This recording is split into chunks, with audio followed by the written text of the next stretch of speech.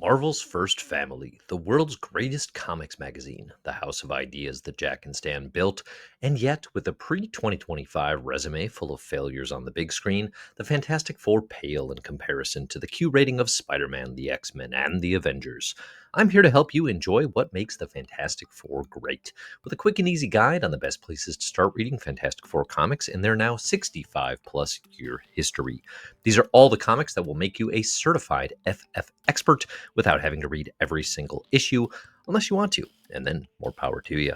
This isn't just a list, it's your personal cosmic compass guiding you through the most essential, mind-blowing, and heart-wrenching adventures of Marvel's First Family.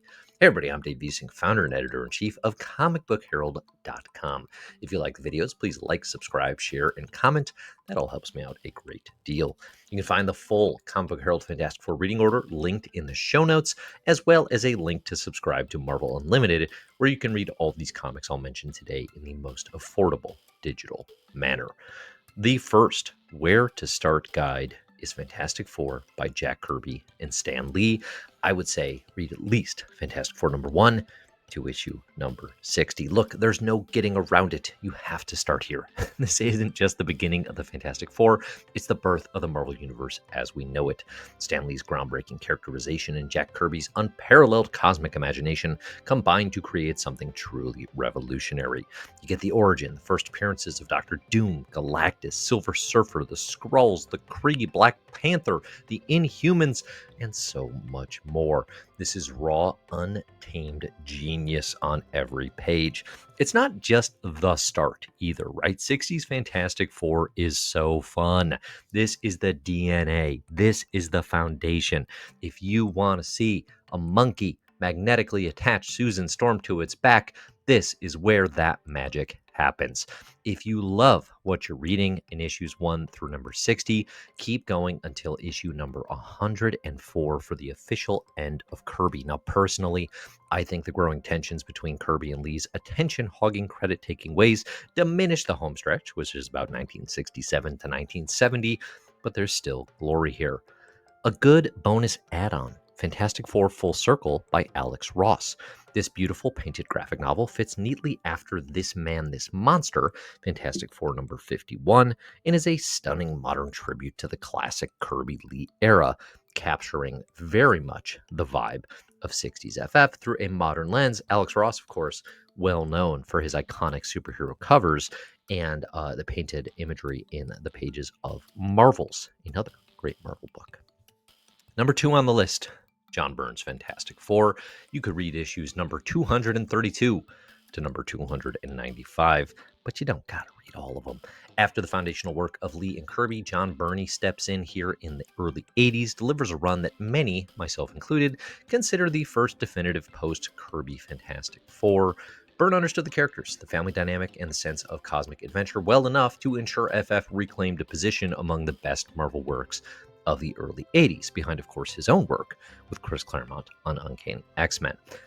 Essential reads include Terror in a Tiny Town, where Doctor Doom traps the FF in, well, a tiny town, or The Trial of Reed Richards, put on cosmic trial for saving the life of the World Eater Galactus. If you're worried about the length of the run, or frankly any of these runs, you can always shorten them, of course, but I would say here with Byrne, start with issues number 232 to 247, which goes through the classic Exodus run. This will give you a great sense of Doctor Doom's characterization in these pages, which is quite good as he seeks to reclaim Latveria. And listen, if you don't know by that point, if you're in for the long haul with the Byrne boy, you never will. Number 3 on the Where to Start guide, and this is where we're getting into territory. Listen, the other guys ain't going to have this one. They ain't going to have this one on their list. It's Marvel Fanfare number 15, featuring The Thing and the Human Torch. Okay, this might seem like an oddball pick for an essential list, but hear me out. This single issue featuring a beautiful story by Barry Windsor Smith of Conan the Barbarian, of Monsters, of Uncanny X-Men fame, is a perfect self-contained encapsulation of the Fantastic Four's heart. It's a classic prank war that perfectly illustrates the bond between Ben and Johnny and the unique, often melancholic nature of Ben's existence. It's a short, sweet, and incredibly poignant read that reminds you why you love these characters. A perfect one-shot that captures the emotional core of the Ben-John dynamic. The fourth place to start. We're going to do 8 of these, by the way. I wanted to do it in 4, but we at least had to make it a multiple of 4 because there's too many good ones to include. We're going to do 8. Number 4 on the list, Walt Simonson's Fantastic Four, issues number 334 to number 354. If you want pure, unadulterated, cosmic level adventure with a healthy dose of mythological grandeur, look no further than Walt Simonson's run. Simonson, a master storyteller and artist who delivered the 80s Thor run, which stands the test of time as likely the greatest Thor run in Marvel history, brings his unique vision to the FF. No, it's not Thor level, but we do get some epic sagas that feel fresh, including the Black Celestials, the TVA, yes, of Loki fame, that starts here, and the new Fantastic Four with artist Art Adams, in which Hulk, Spider-Man, Ghost Rider, and Wolverine become the new FF in a charmingly transparent bid for a sales bump. This is a little bit under the radar because it doesn't quite measure up to Simonson's own work in the pages of Thor, and it kind of just feels like a gap run. Quite good, though. Quite good. Well worth your time. Number 5 on the list, and we're officially into the modern 2000s. Mark Waid and Mike Wieringo's Fantastic Four. This will give you issues number 60 to 70, and then the book renumbers from 500 to 524. This run's a beloved modern classic for a reason. Waid and Wieringo brought a sense of fun, wonder, and classic adventure back to the FF for the modern era. They tackle the legacy of the team, the burden of Reed's genius, and of course, tie heavily into the family nature of the work. Wieringo's art is pure joy, full of expressive characters and dynamic action. Really perfectly complements Waid's heartfelt storytelling. This is the FF are supposed to be a big deal run for the modern era. Number 6 on the list, you could just start here possibly. A lot of people would recommend that you do, especially in 2025. As I'm recording this, it's Jonathan Hickman's Fantastic Four through Secret Wars. All right, you got to listen. This one's a journey. This one's a big one. Okay, buckle up. Hickman's run on Fantastic Four and its companion series FF is a sprawling, ambitious, and utterly brilliant saga that redefines the team for the 21st century. Hickman takes the core concepts of family, science, and exploration and elevates them to a universe-spanning scale, culminating in the monumental 2015 Marvel Comics event, Secret Wars. New Avengers is essential to read after Fantastic Four and FF for Reed's participation. Seriously, if you want the full scope of Hickman's vision for Reed Richards and the larger Marvel Universe, you must read his New Avengers run after his FF work. It's where Reed's character arc truly pays off. This run is dense, intelligent, and incredibly rewarding, dealing with legacy, the future, the very fabric of the Marvel Universe. It's a modern masterpiece. It is the foundation for what the MCU appears to be interested in. And again, if you want the reading order for this one, because you're going to need it, it's big, it's bulky, I'm not going to be able to spell it out here. That'd be the most boring video of all time. Comic Book Herald has a guide for the Hickman Marvel Universe as well. And perhaps, I'll remember to put that in the show notes too. We got 2 more to go. 2 more places you can start for the Fantastic Four. Number 7 on the list, Jim Zdarsky and Jim Chung's Marvel 2-in-1, Fate of the Four. This is Marvel 2-in-1, number 1 to number 12. This one ain't going to be on other people's lists either.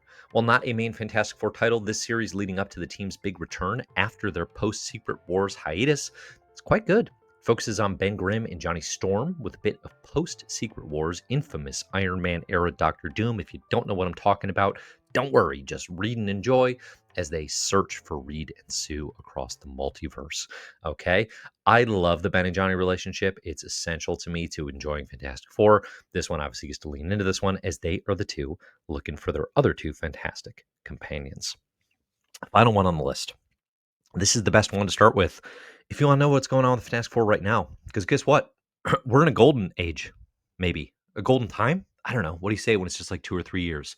A golden window for Fantastic Four comics. It's the Ryan North written Fantastic Four era. It goes from volume 7, issue number 1 to present day. It's going to go issues number 1 through 34, I think, and then reboot with a new number 1 issue during the One World Under Doom event that's happening right now. If you don't know what I'm talking about, don't worry. Just start reading some of these comics. You'll learn. You'll learn, I promise.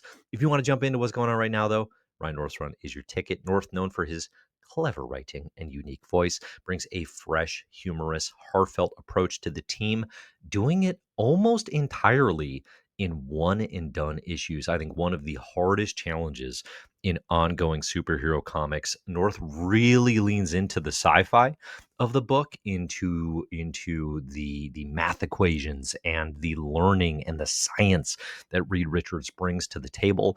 It's a genuinely good jumping on point for new readers. Like, there's going to be characters and stuff that you don't necessarily know about in that first issue. Just plow through it, and North will welcome you in with the creative team with open arms. I love this book. It is my favorite Earth 616 continuity Marvel comic being published in 2025. Fantastic Four under North's pen is a revelation. This comic is excellent, wonderfully accessible, and entertaining take on the franchise. Highly recommended as a where to start point for the Fantastic Four. So there you have it. We have 8 entry points into the Fantastic Four comics. You can read them all here. You can find all these in the show notes. I'll put links to Comic Book Herald for the full reading orders and everything that you need, including that Hickman guide. If you have questions about where to start or what comics to check out comicbookherald.com. Let me know about it in the comments.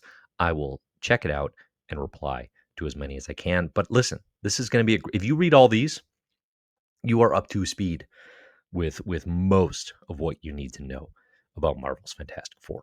Thanks everybody for listening, and as always, enjoy the comics.